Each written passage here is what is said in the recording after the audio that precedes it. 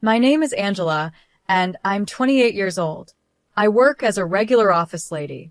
I look pretty average, and my skills are nothing special. I don't have any standout features, but I do have a strong personality. With that short introduction, the Mixer event began. It was organized by some women from the department next to mine, and was a social event with men from a company that's a bit bigger than ours. It was supposed to be 3 women and 3 men, but they didn't have enough people, so they asked me to join at the last minute. I don't think I'm especially beautiful, but I'm also not so unattractive that I'd ruin the mood. I'm friendly enough to blend in at events like these. I don't have a boyfriend right now, and I wasn't expecting to meet anyone amazing at the Mixer, so I decided to just enjoy the meal. The event took place at a casual Yard House restaurant. Right from the start, the other 2 women were focused on 2 men who were handsome and slim, with that American pop star look. That left 2 other men, one who looked pretty plain and wore glasses, and another man who was big and well-built. The big guy sitting across from me introduced himself as Tyler. His muscles were easy to see, even through his shirt, and he had a thick beard and strong features, totally my type. I've always liked muscular, strong men more than slim, pretty boys. To be honest, my ideal guy would be someone who looks like a rugby player. He doesn't need to ride in on a white horse, he just needs to be strong enough to carry one. That's part of the reason why I'm often invited to Mixers. My taste in men is pretty different from most women. You have amazing muscles. Do you play any sports? I asked him eagerly. I used to play rugby in college, but now I focus on weight training, Tyler replied. Jackpot. I was thrilled. Tyler was enjoying his meal, not talking much to the women, just focusing on the food. The way he ate was impressive. Angela, right? Do you work out too? Tyler asked, joining the conversation. Can you tell? Working out is also my hobby, I responded with a smile.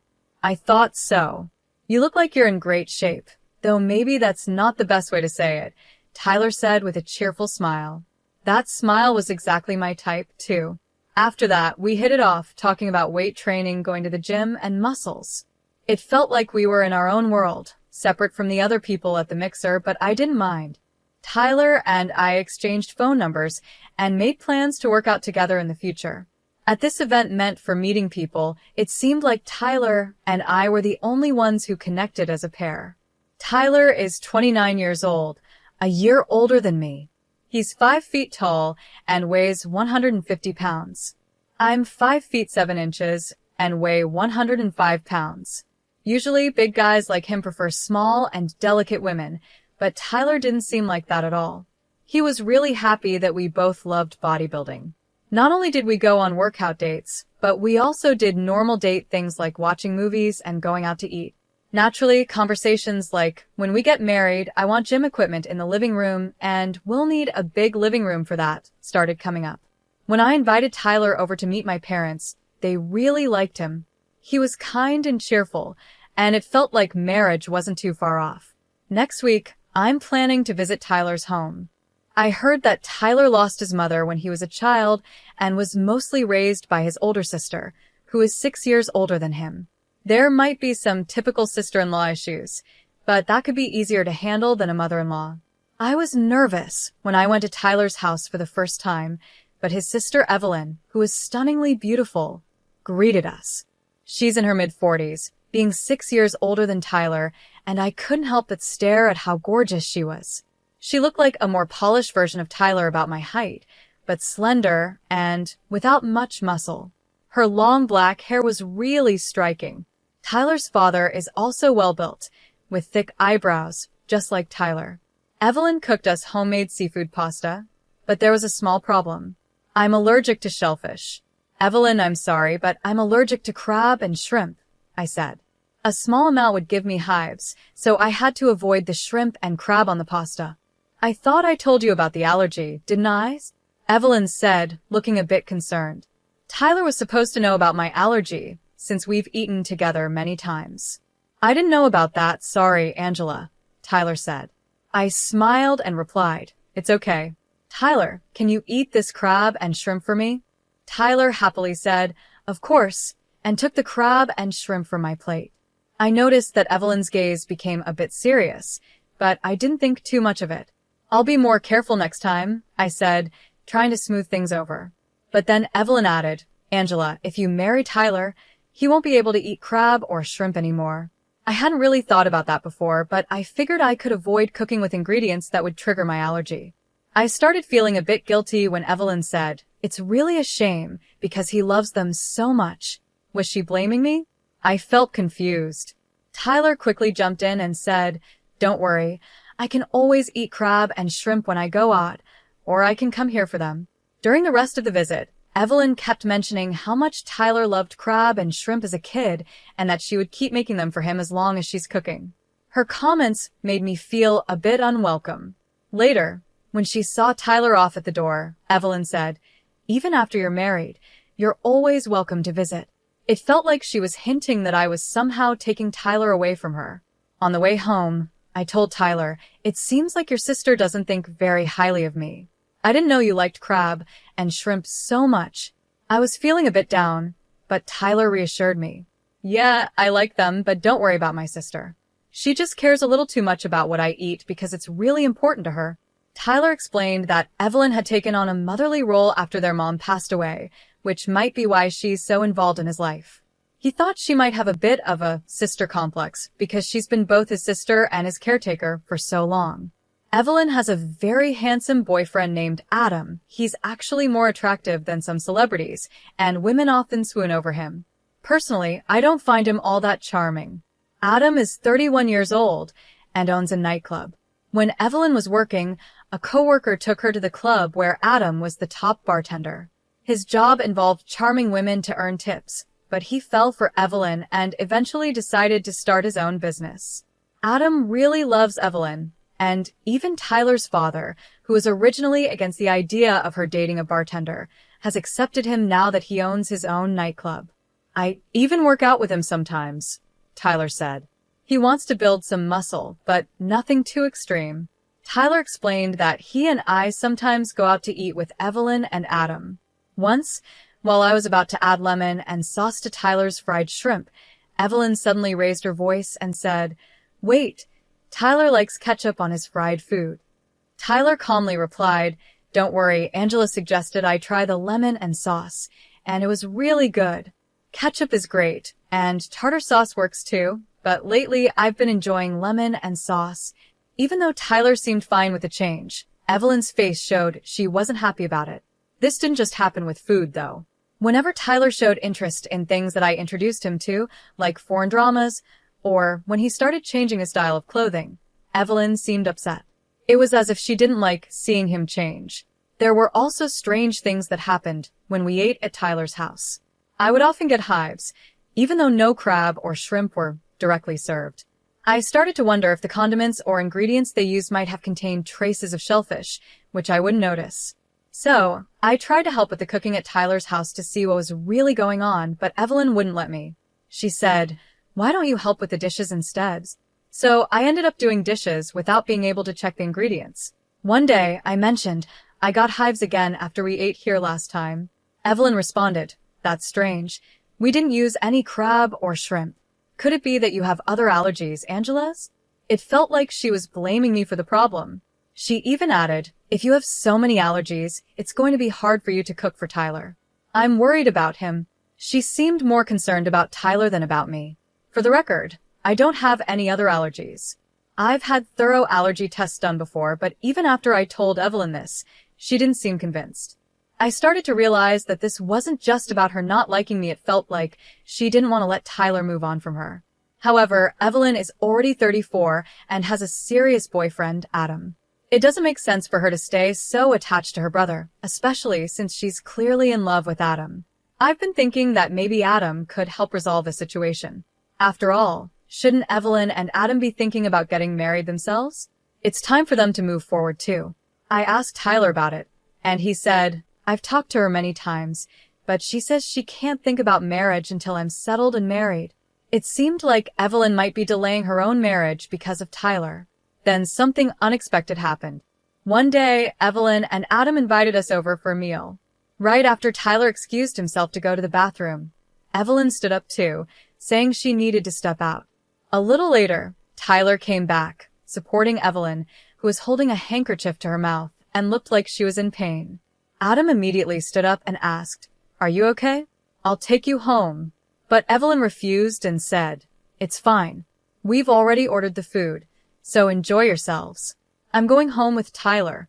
So they left together, leaving Adam and me alone. It felt a little awkward, but since it was a fancy Italian meal, we tried to enjoy it. Then, out of nowhere, Adam looked at me and said, "Angela, you're unique, very creative, and lovely." As a former bartender, he knew how to charm women, but what shocked me was what happened next. Adam gently took my hand and whispered, "Hey, how about we have some fun together?" I was stunned. What was he thinking, making a move on me right after Evelyn, his girlfriend, had just left feeling sick? He's supposed to be in love with Evelyn. Handsome as he is, his behavior was completely out of line. I pulled my hand away and said, "Please stop joking. Evelyn would be upset if she heard this." But Adam's response surprised me. With a sly smile, he said, "She won't be upset." I couldn't believe it. I quickly made it clear, I'm not interested in good-looking guys, and firmly rejected him. Adam just laughed and said, "You're interesting, Angela," without showing any offense. Refusing his offer to drive me home, I hurried to the station and texted Tyler. I felt a strong need to see him and explain what had just happened. When Tyler arrived, he asked, "Why did you call me here? What happened?" I led him to a quiet spot and apologized before asking, "By the way, how's your sisters?" I wasn't really worried about her, but I wanted to ease into the conversation. Tyler replied, "She was fine as soon as we got home. She was just making a fuss. It's too bad we couldn't enjoy the Italian meal." Then I dropped the bombshell. "After you left, Adam made a pass at me." Tyler's usual calm expression turned serious. "What? Why?" "He's supposed to be with my sister," he said, clearly shocked and confused. "That's what I said. I told him. I told him Evelyn would be upset, but Adam said she wouldn't be." "What does that even mean?" I asked. "That's really bad." Tyler murmured, deep in thought. The story he shared next was surprising. He explained that whenever he introduced a girlfriend to his sister, the relationship would end soon after. The reason for the breakups was always the same. The women would say they had found someone else. Once, I saw an ex-girlfriend getting cozy with a man who looked like Adam. It was from a distance and he was wearing sunglasses, so I thought I was mistaken, Tyler said. Hearing this, I was shocked. It seemed like Evelyn might have been using Adam to break up Tyler's relationships. This was too serious to brush off, so I decided to be direct with Tyler. I told him how I often got hives after eating meals cooked by Evelyn and reminded him that I only have an allergy to shellfish, nothing else. I understand that she wants to keep you close, but we can't be happy in this situation, and it's not good for her either, I said. Tyler sighed and replied, "Yeah, you're right. I'm really sorry, Angela. I never thought my sister would go this far." He was clearly shaken, but I had to be honest with him about how I felt. "If you choose your sister over us, Tyler, I can't stay in this relationship." Tyler responded without hesitation, "I choose you, Angela. We'll face my sister's issues together. Once we move out, she won't be able to interfere." He added, with a bit of relief, "I'm really glad you're not into handsome men. It wasn't my fault I got dumped before." We both laughed a little, and it felt like our bond grew stronger. From that point on, we were moving toward marriage. I decided not to visit Tyler's house anymore, and keeping some distance from his sister meant she couldn't interfere. Our wedding preparations were going well, but I couldn't help feeling anxious. A quick search online revealed so many horror stories about things going wrong at weddings and receptions. I wanted to be prepared for any surprises. During a meeting with our wedding planner, I asked how often things go wrong at weddings. Sensing my nerves, the planner kindly asked if I had any specific concerns, which allowed me to open up and talk things through. Hoping for the best, I prepared myself for the big day. On our wedding day, I went into the dressing room feeling excited, but what I saw left me in shock. Evelyn was there, furiously tearing apart my wedding dress with a large cutter knife. Around her feet, there were trampled accessories scattered everywhere. I had expected she might try to sabotage the wedding, but I thought it would be something like spilling water or coffee on the dress, not this. I never thought she would actually cut the dress with a knife. "It's all ruined now, what a shame," Evelyn said, a smile on her face. But I stayed calm and said, "It's all rentals anyway. Most people don't buy expensive custom-made dresses for weddings." Her smile faded a little. What? "But you can't have a wedding without a dress," she exclaimed. "That's why I have a spare dress prepared," I replied calmly. "I liked the one you ruined more, but I'll just wear the other one." Just then, there was a knock on the door, and Tyler walked in. He froze when he saw the scene. "Evelyn, why would you do this?" he asked, clearly shocked. The wedding planner, who was with me, said, "All these dresses and accessories belong to the venue. Should I report the damage to the police?" Tyler quickly replied, "We'll cover the costs. I don't want a criminal in the family on our wedding day." When Evelyn heard the words criminal, she finally seemed to understand the seriousness of what she had done. She started yelling, "Criminal? What are you talking about? I'm just against this marriage." "Too bad," I said, "but we're already legally married. We're officially a couple, so canceling today's ceremony won't change anything." Evelyn looked shocked, then collapsed to the floor, murmuring, "No, that can't be true. It's a lie." Tyler knelt down beside her and gently said, "Please stop, Evelyn. I don't want to hate you." At his words, she broke down, crying like a child, calling out for him. Tyler's. Asked Tyler to take her out of the dressing room so I could fix my makeup and change into the spare dress. By then, both our families had arrived at the venue, and even Adam had shown up. "I can't believe she actually did it," Adam said, which made me wonder why he didn't stop her if he knew what was coming. But maybe he didn't want to intervene, since he had been an accomplice in other situations. I left Evelyn in Adam's care, still unable to stop her tears. Tyler and I explained everything to our parents. Although there was some panic at first, our calmness helped ease the situation. We decided to focus on getting through the wedding and reception as smoothly as possible. During the wedding, Evelyn kept crying, and at the reception, she constantly wiped her eyes with a handkerchief. People who didn't know the full story thought she was just sad about her brother getting married, and they looked at her sympathetically. Despite the drama, we made it through the wedding and reception. That night, we stayed in a hotel downtown before flying to Hawaii for our honeymoon. We had a week-long culinary tour ahead of us, and Tyler's comforting words kept playing in my mind, reassuring me everything would be fine. "I don't want to dislike you any more than I already do," Tyler had said to Evelyn. It seemed like those words were the greatest punishment for her. 5 months later, Adam visited our new home, bringing a huge bouquet of flowers as a gift showing his usual charm with women. Since the wedding, Tyler hadn't returned to his parents' home, so he hadn't seen his sister. Sometimes she would try to contact him, but Tyler kept his distance, refusing her calls. However, I could tell he was still worried about her. When he asked Adam how she was doing, the reply was unexpected. "Actually, I've been thinking about breaking up," Adam said, catching Tyler by surprise. "What?" Tyler exclaimed. Adam explained, "After that incident, she's just not the same anymore. I used to love her because of how hard she tried for you." His words were vague, but I got the feeling Adam was tired of the whole situation. Still, I thought it might be better for Adam to stay with her without him. Who knows what she might do next?